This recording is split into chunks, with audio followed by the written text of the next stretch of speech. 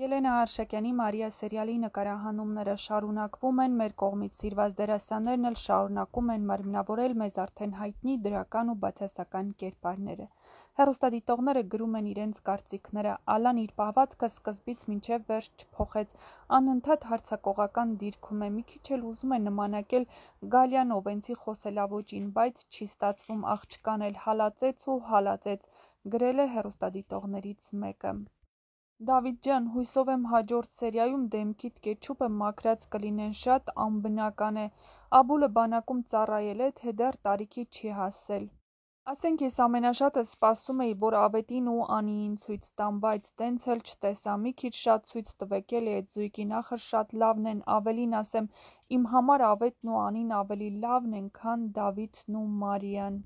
Մարիա, հայուհուն սազական չէ այդքան նվաստանալ տղամարդու առաջ, եթե մի քիչ ուշ ամուսնանաս, հաստատ չես մեռնի, համակարծիք եք, եթե ոչ, ապա գրեք ձեր կարծիքները, յուրաքանչյուր կարծիք կարևոր է մեզ համար։